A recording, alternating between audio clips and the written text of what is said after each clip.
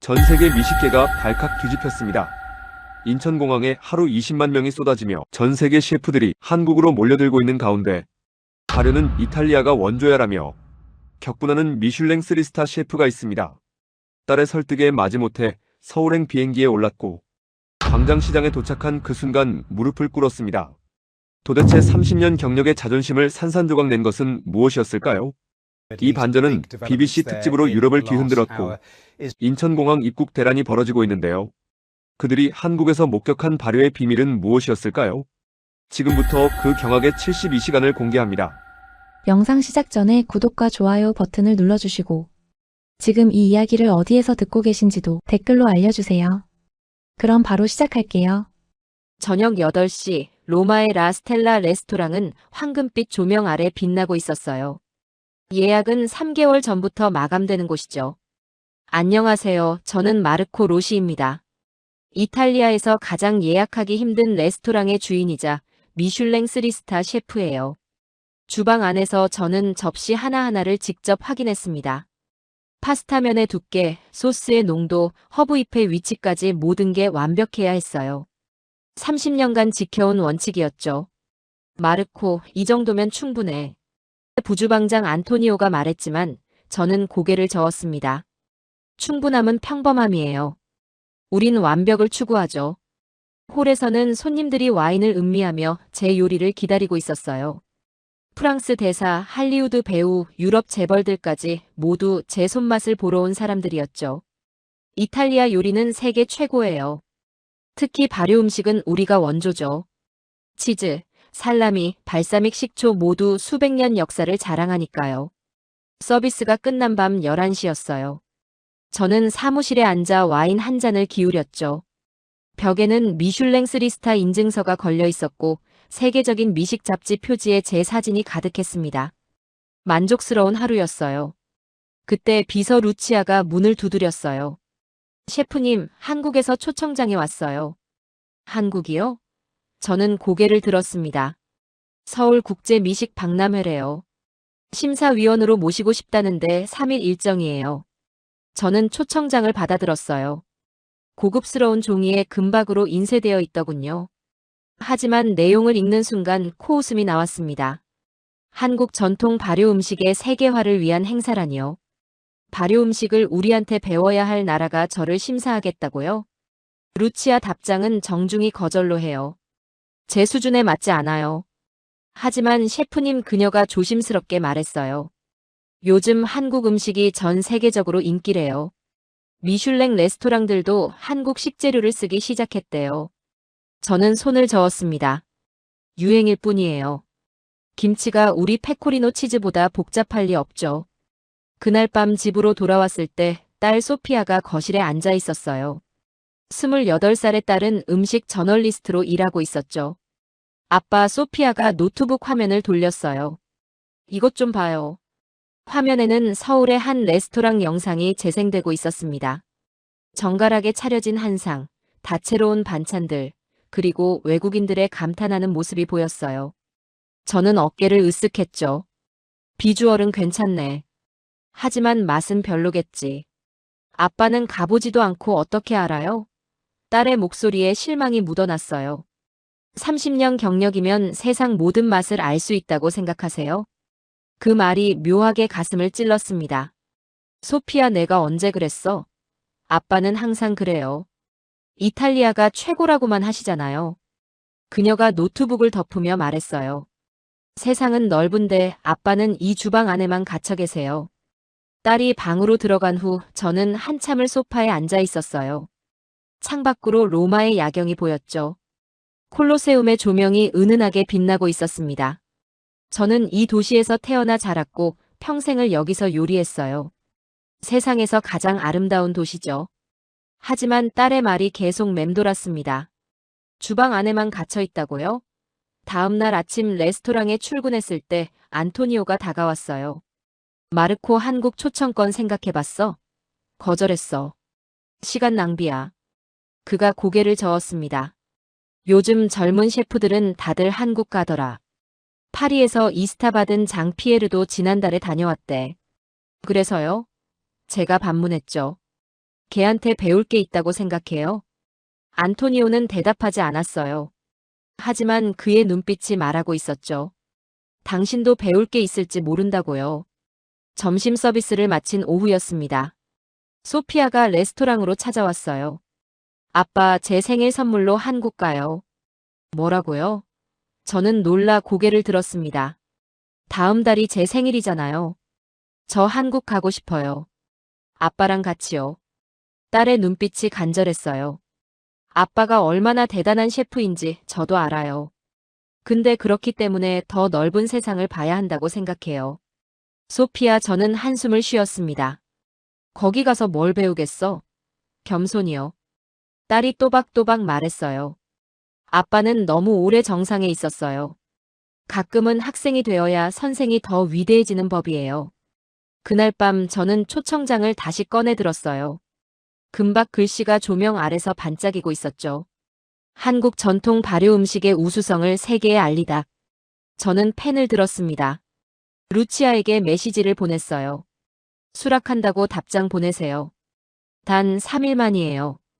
일주일 후 저는 인천공항행 비행기에 몸을 실었습니다. 옆자리에는 신난 표정의 소피아가 앉아 있었어요. 아빠 설레지 않아요? 별로요. 저는 솔직하게 대답했죠. 그냥 딸 생일 선물 차원이에요. 비행기가 이륙했습니다. 창밖으로 로마가 점점 작아지고 있었어요. 저는 눈을 감았습니다. 3일만 참자. 그리고 돌아오면 딸한테 말해줄 거예요. 맞지? 이탈리아가 최고라니까요. 하지만 그때 저는 몰랐습니다. 제 30년 자존심이 김치 한 숟가락에 무너질 줄은요. 비행기 문이 열리는 순간 공기가 달랐어요. 인천공항은 유리와 강철로 이루어진 거대한 건축물이었죠. 천장이 높고 바닥은 거울처럼 반짝였습니다. 입국장을 나서자 한국인 통역사가 기다리고 있었어요. 로시 셰프님 환영합니다. 저는 이지은입니다. 젊은 여성이었는데 유창한 이탈리아어를 구사하더군요. 밀라노에서 3년 유학했어요. 그녀가 미소 지으며 말했습니다. 호텔까지 가는 차 안에서 지은 씨가 일정을 설명했습니다. 내일 오전에 박람회장 가시고요. 오후엔 심사가 있어요. 한국 전통 한정식 레스토랑 3곳을 평가하시면 됩니다. 얼마나 걸리나요? 한 곳당 2시간 정도요. 6시간이나요? 저는 미간을 찌푸렸습니다. 한국 음식은 좀 복잡해요. 반찬만 해도 10가지가 넘거든요. 지은 씨가 조심스럽게 말했어요.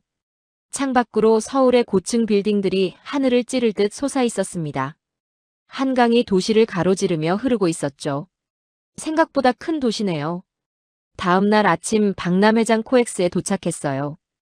입구부터 사람들로 북적였습니다. 저는 명찰을 목에 걸었죠.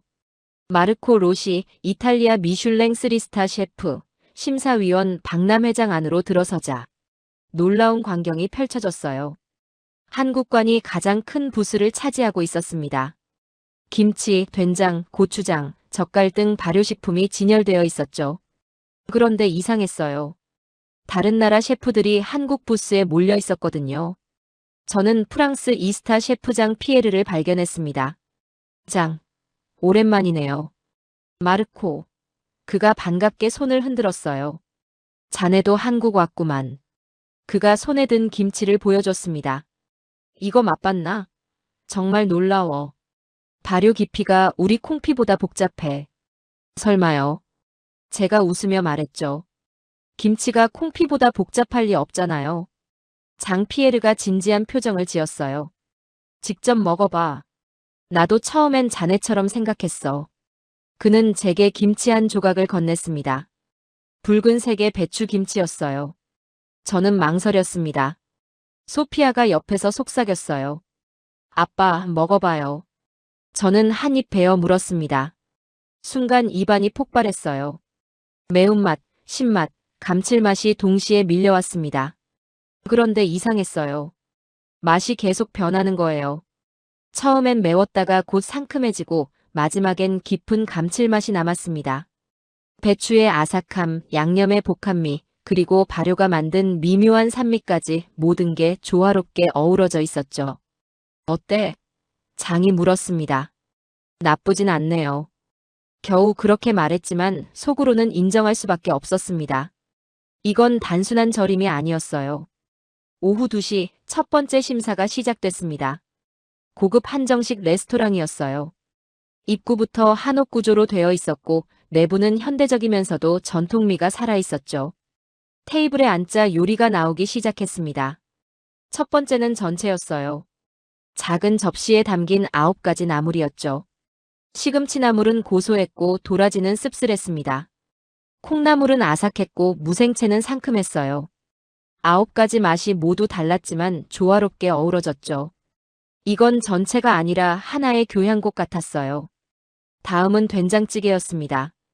뚝배기에 담겨 나왔는데 김이 모락모락 피어올랐어요. 저는 숟가락을 들어 국물을 떠먹었습니다. 순간 시간이 멈췄어요. 이건 뭐지? 저는 눈을 감았습니다. 된장의 깊은 맛이 혀끝에서 퍼져나갔어요. 하지만 단순한 짠맛이 아니었습니다. 그 안에 무언가 더 복잡한 게 숨어 있었죠. 달콤함, 고소함, 그리고 설명할 수 없는 감칠맛이요. 로시 셰프님, 괜찮으세요? 지은 씨가 물었습니다. 저는 눈을 떴어요. 이 된장은 얼마나 숙성시킨 거죠? 30년이요. 주방장이 직접 담근 거래요. 30년이요? 저는 놀라 되물었습니다. 제 레스토랑 역사보다 긴 시간이잖아요. 한국에선 장을 담그는 게 평생 일이에요. 그녀가 조용히 말했습니다. 저는 다시 한 숟가락 떠먹었어요. 이번엔 천천히 음미했습니다. 30년이라는 시간이 만든 맛의 깊이가 느껴졌죠. 이건 우리 발사믹 식초보다 복잡했어요. 소피아가 제 표정을 보고 있었습니다. 아빠, 맛있어요? 저는 고개를 끄덕였어요. 하지만 입으로는 다른 말이 나왔죠. 흥미롭긴 하네. 메인 요리가 나왔습니다. 갈비찜이었어요. 고기가 젓가락으로 쉽게 찢어질 만큼 부드러웠죠. 한 점을 입에 넣자 간장의 단맛과 고기의 육즙이 완벽하게 어우러졌습니다. 이건 단순히 삶은 고기가 아니었어요. 몇 시간을 정성스럽게 조리한 흔적이 느껴졌죠. 마지막으로 디저트가 나왔습니다. 식혜와 한과였어요. 식혜의 달콤함이 입안을 깔끔하게 정리해줬죠. 한과는 꿀과 참기름의 향이 은은했습니다. 심사가 끝나고 저는 호텔로 돌아왔습니다. 샤워를 하고 침대에 누웠지만 잠이 오지 않았어요. 머릿속에서 된장찌개의 맛이 계속 맴돌았거든요. 30년이라는 시간이 만든 깊이. 저는 천장을 바라보며 생각했습니다. 내 요리에는 그런 깊이가 있을까? 갑자기 불안해졌어요. 3스타라는 별이 무색하게 느껴지는 순간이었죠. 다음 날 아침 6시였어요. 지은 씨가 호텔 로비에서 기다리고 있었습니다. 셰프님, 오늘은 광장시장으로 모시겠어요. 시장이요? 저는 미간을 찌푸렸습니다. 전 고급 레스토랑을 평가하러 온 거예요. 진짜 한국은 시장에 있어요.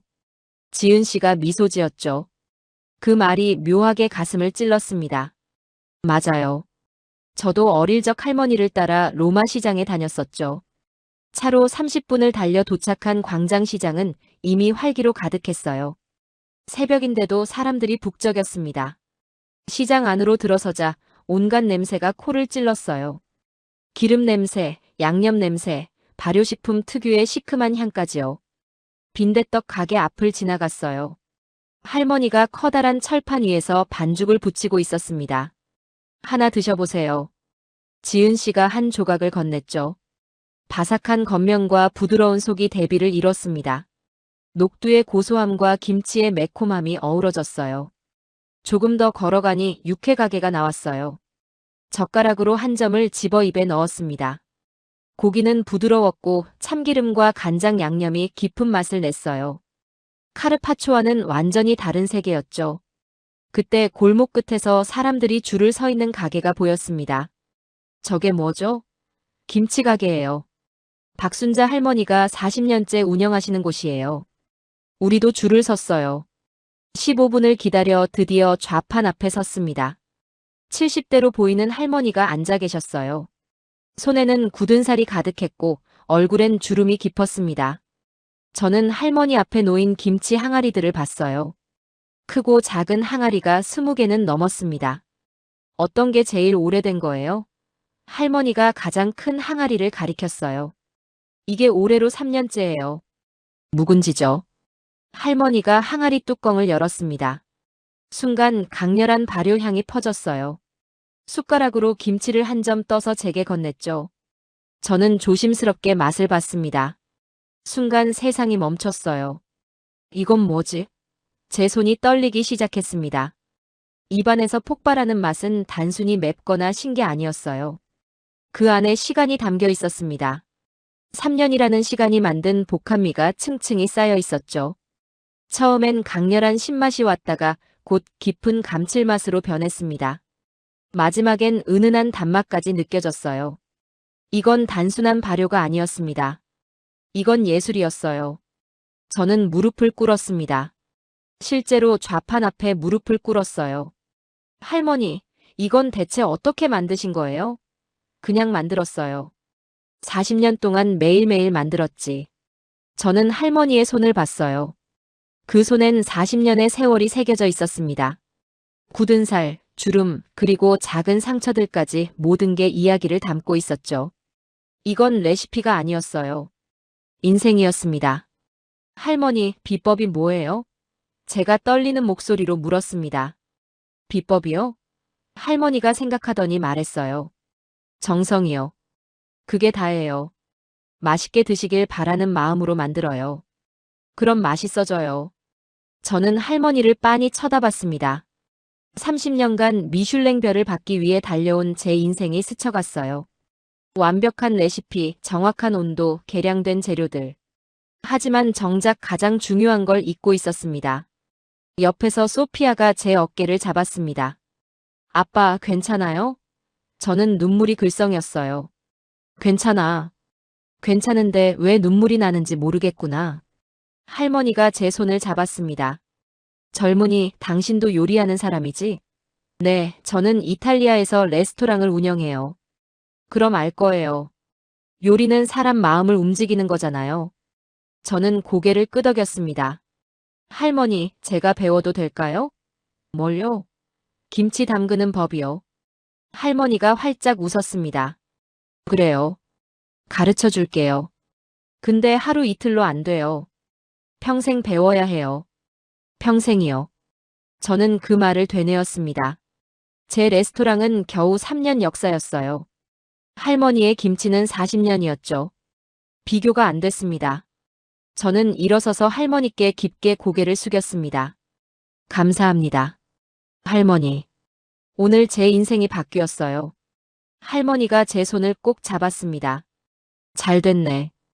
겸손한 사람이 진짜 요리사예요. 시장을 나서는 길, 저는 한참을 말이 없었습니다. 소피아가 조용히 물었어요. 아빠, 진짜 괜찮아요? 저는 웃었습니다. 괜찮아. 아니, 괜찮은 게 아니라 좋아. 오늘 내가 진짜 배웠어. 광장시장에서 돌아온 오후였어요. 지은 씨가 제안했습니다. 셰프님, 오늘 저녁은 한국 가정집에서 드시는 게 어떠세요? 진짜 한국 음식은 엄마의 손맛이거든요. 저는 고개를 끄덕였습니다. 더 배우고 싶었어요. 차로 30분을 달려 도착한 곳은 평범한 아파트 단지였어요. 9층 문을 열자 45세쯤 되어 보이는 여성이 환하게 웃으며 맞아줬습니다. 저는 김선영이에요. 그냥 평범한 주부예요. 거실로 들어서자 따뜻한 분위기가 느껴졌어요. 편하게 앉으세요. 곧 저녁 준비할게요. 주방으로 가는 선영 씨를 따라갔습니다. 크지 않은 주방이었지만 모든 게 깔끔하게 정리되어 있었죠. 오늘은 간단하게 준비했어요. 된장찌개, 불고기, 시금치나물, 콩나물, 김치 정도요. 간단하다고요? 저는 놀랐어요. 이탈리아에선 이 정도면 코스 요리인데요. 선영 씨가 웃었습니다.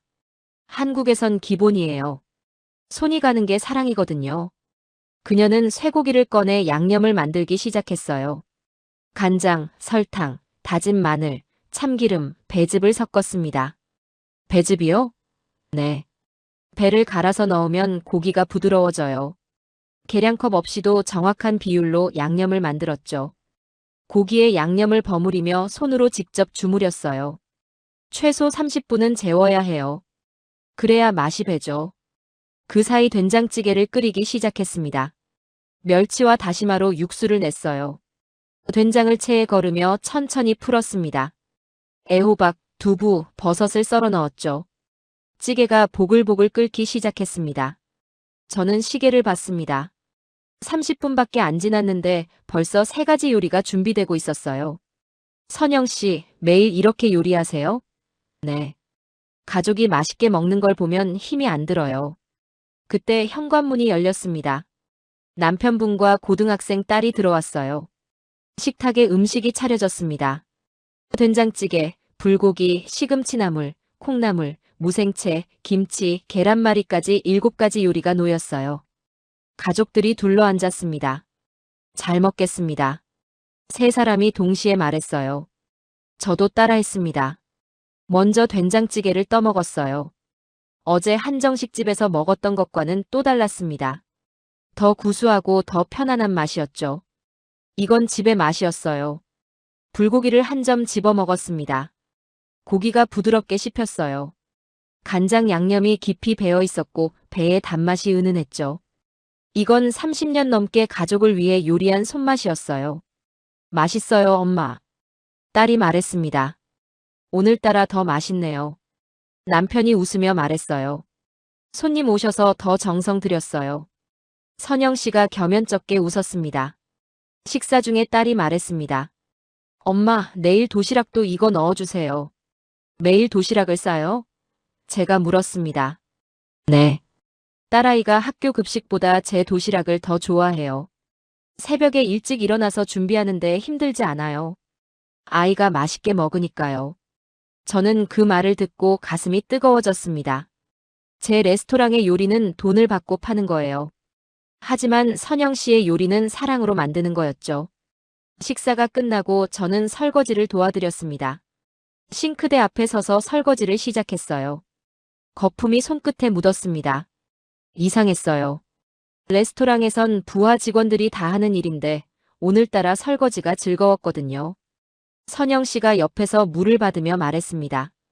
셰프님, 저 이탈리아 가보고 싶어요. 언젠가 가실 수 있을 거예요. 그때 제 레스토랑에 오세요. 제가 선영 씨한테 배운 걸 보여드릴게요. 제가 배운 거요? 네. 정성이요. 저는 완벽함만 추구했어요. 온도, 시간, 재료의 무게까지 모든 걸 계량했죠. 하지만 선영 씨는 달랐어요. 사랑을 계량하셨어요. 선영 씨가 눈시울이 붉어졌습니다. 과찬이세요. 저는 그냥 가족을 위해 요리할 뿐이에요. 바로 그거예요. 저는 별을 위해 요리했어요. 선영 씨는 사람을 위해 요리하죠. 그게 차이예요. 아파트를 나서는 길, 소피아가 제 팔을 잡았습니다. 아빠, 오늘 정말 좋았어요. 나도 그래.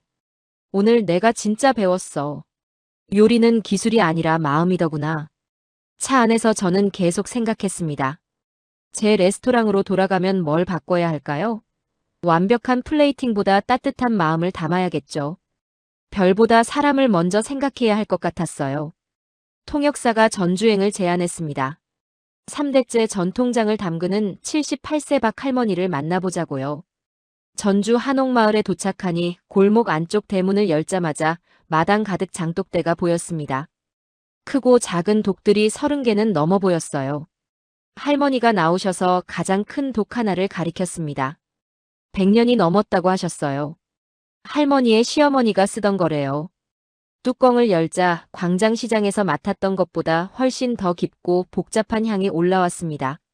나무 주걱으로 된장을 조금 떠서 제게 건네주셨어요.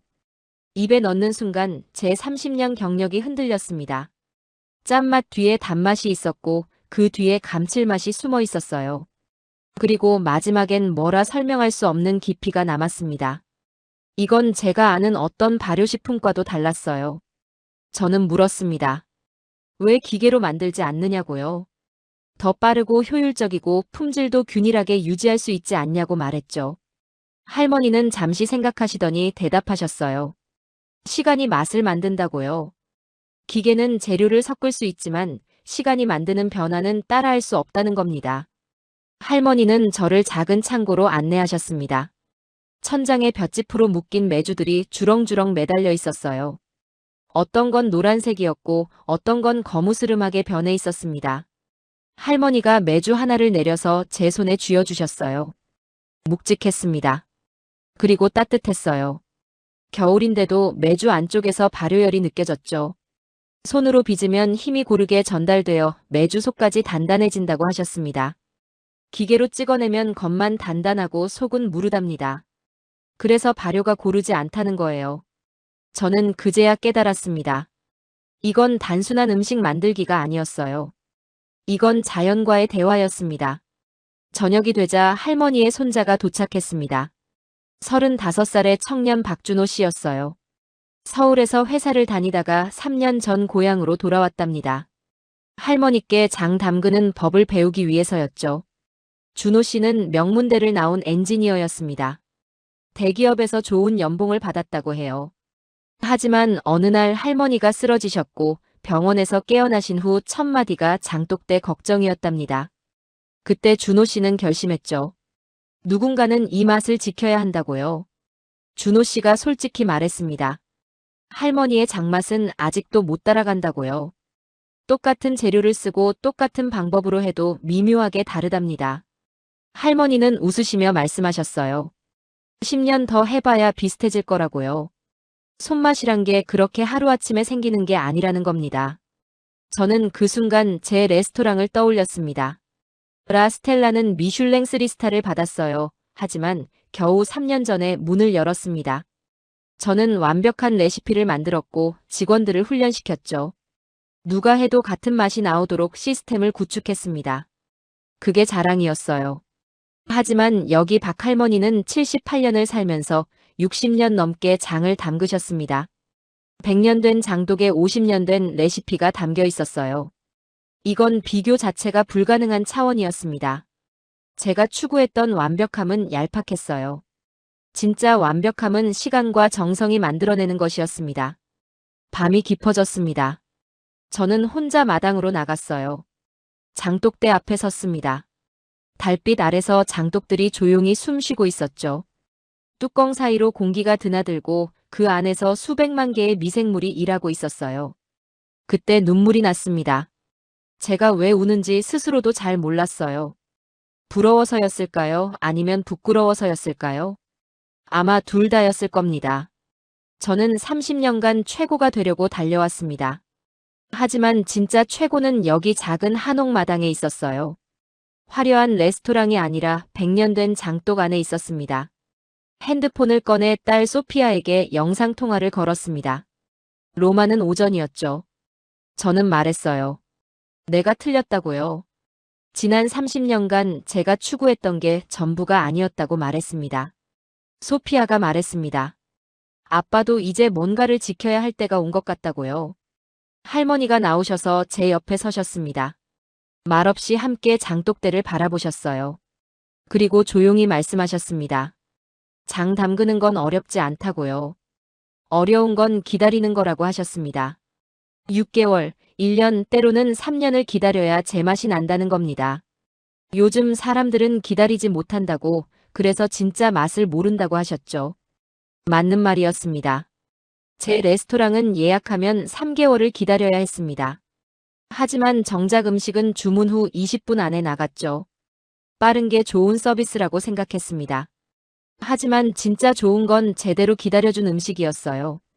다음 날 아침 일찍 일어나 할머니를 도와 장독 뚜껑을 열었습니다. 아침 공기를 쐬어주는 거래요. 하나하나 열 때마다 다른 향이 올라왔어요.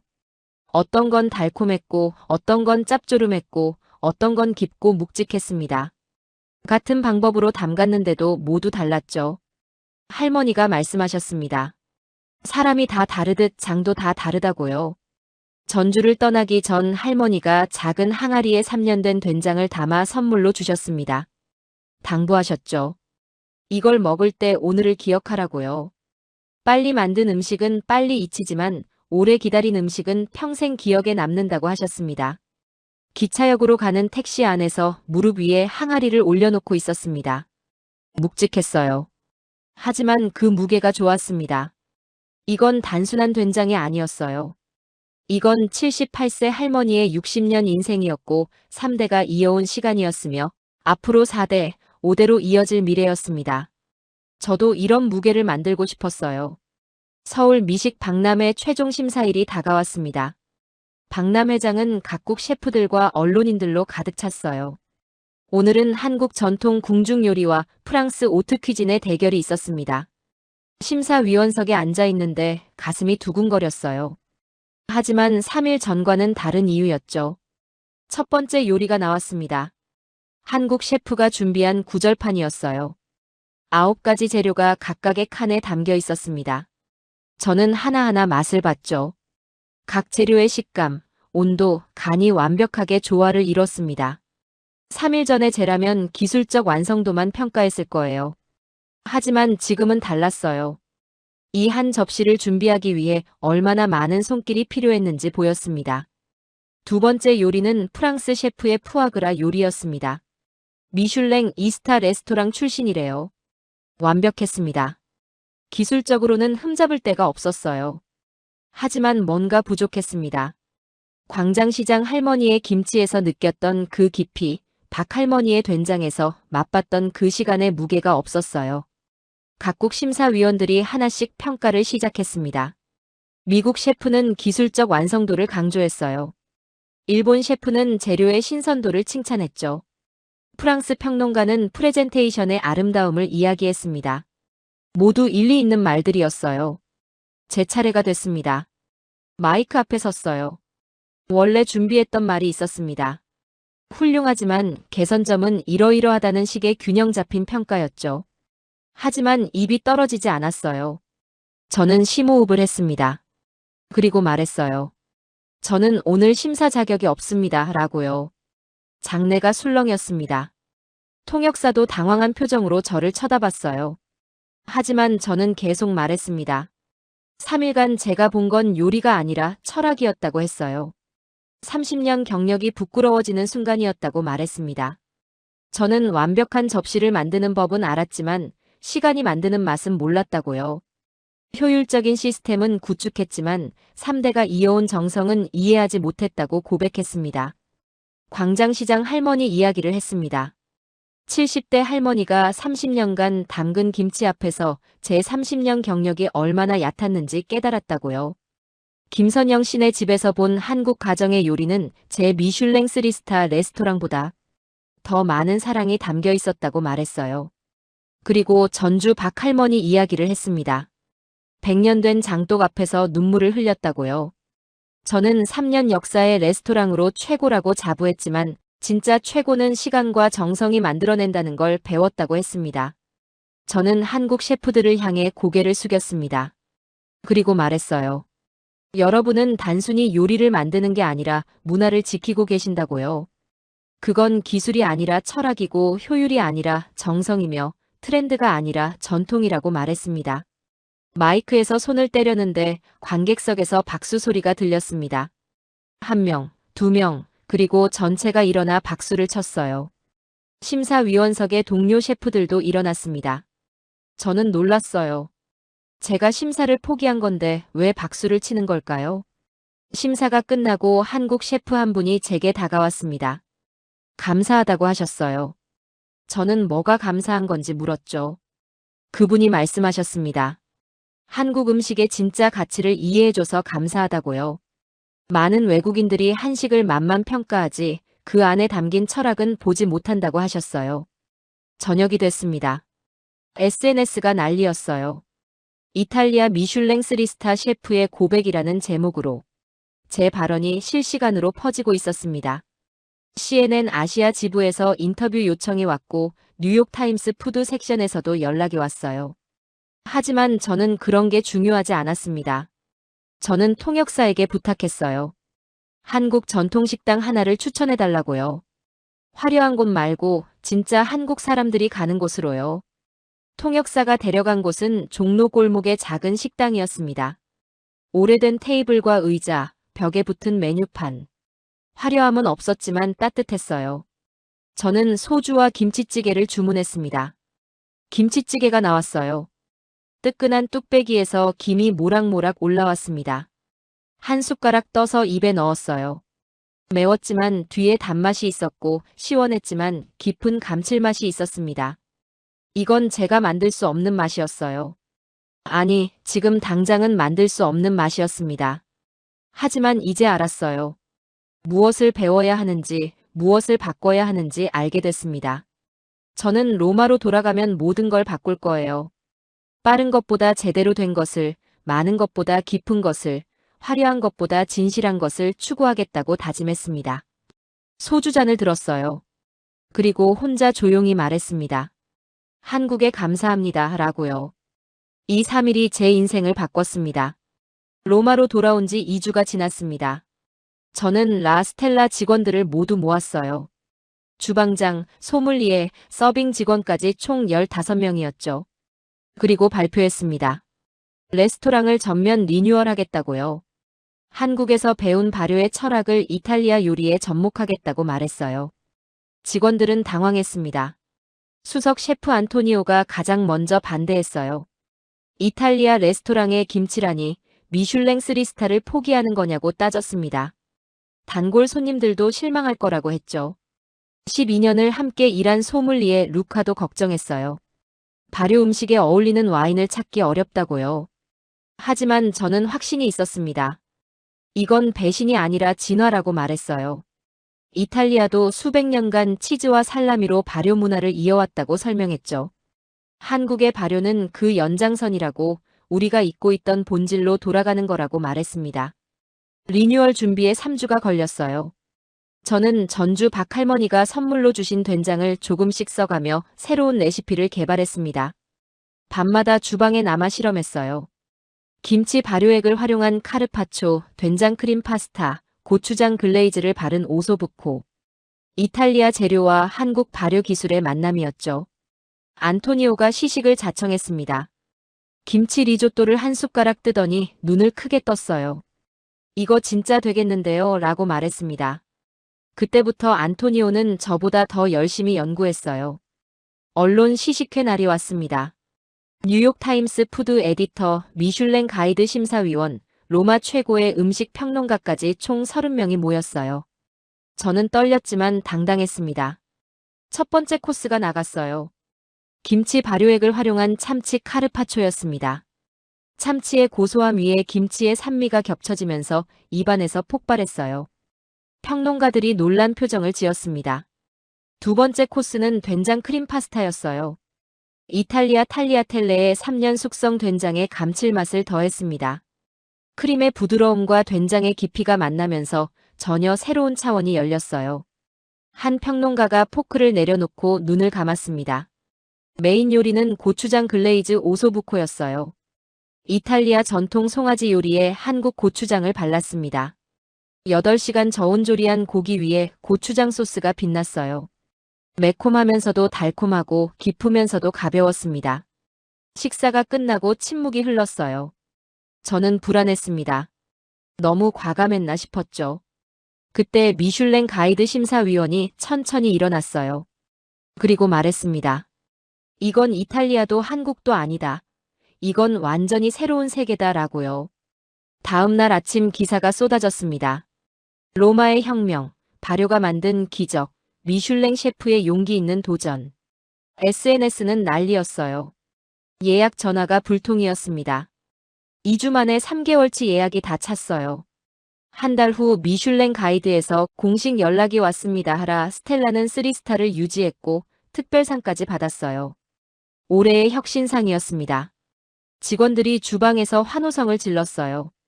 안토니오가 저를 껴안았습니다. 그날 밤 저는 딸 소피아와 영상통화를 했어요. 소피아가 말했습니다. 아빠, 정말 자랑스러워요. 세상의 편견을 깨버렸어요. 라고요. 6개월이 흘렀습니다. 유럽 전역에서 200명이 넘는 셰프들이 한국을 방문했어요. 저는 그들의 가이드가 됐습니다. 광장시장, 전주, 가정집 투어 프로그램을 직접 만들었죠. 프랑스 3스타 셰프가.